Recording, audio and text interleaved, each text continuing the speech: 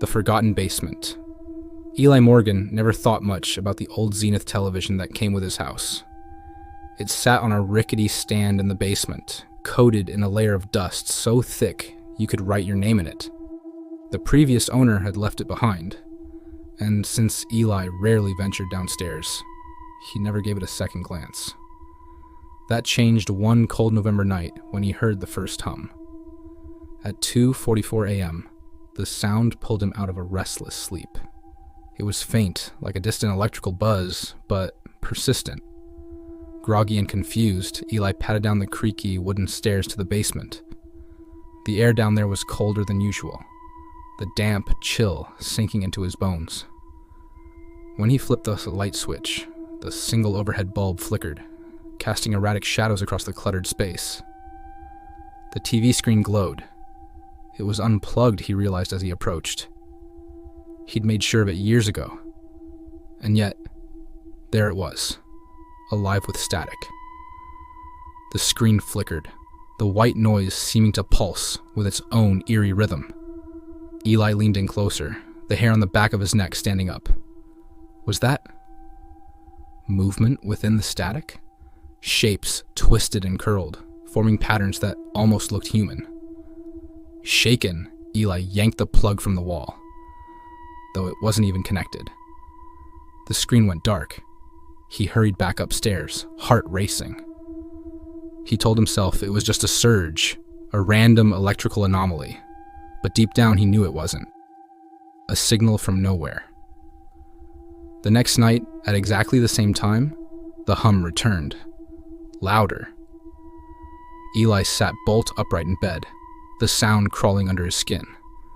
He didn't want to go back downstairs, but curiosity and a creeping dread pushed him out of bed. This time, when he entered the basement, he noticed something strange. The room felt off. The temperature wasn't just cold, it was frigid, like standing in an open freezer. And the air carried a faint metallic tang, as if he'd stepped into the aftermath of a lightning strike. The TV was on again, crackling with that familiar static. But now the shapes were clearer. A shoulder, the curve of a head, a face, not fully formed but close. Its features wavered and warped as if fighting against the interference. Who's there? Eli's voice sounded weak, trembling. The figure in the static didn't respond, but it moved. It turned ever so slightly, as if aware of him. Eli ran upstairs and locked the basement door. He wouldn't go back down, not that night. The unseen witness days turned into weeks, and the nightly disturbances grew more intense. The hum was no longer faint. It rattled the pipes and set Eli's teeth on edge. The static wasn't confined to the TV anymore. He started noticing it on his phone screen, his computer monitor, even his old digital clock. For brief moments, the static would flicker into view, and the figure would be there, watching. Eli's friends tried to offer explanations. Maybe it's electromagnetic interference, one suggested. Another said, it's just old wiring. You should get it checked. But Eli knew it wasn't something so mundane. It was as if the house itself was trying to show him something, to pull him deeper into its secrets. Into the static desperation took hold. Eli spent hours researching paranormal phenomena, poring over old texts in obscure forums. He found a single reference to a phenomenon called static visitors in a decades-old occult book. The entry described beings that existed between the frequencies, entities that could cross into the physical world if given enough focus or fear. Eli tried everything to stop it. He covered the TV with a thick blanket, then tried moving it to the garage. But no matter where he placed it, the static would return.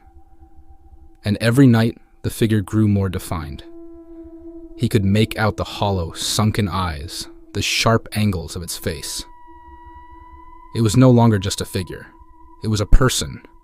No, something pretending to be a person. And it wanted out. The breaking point. On the final night, the hum was deafening.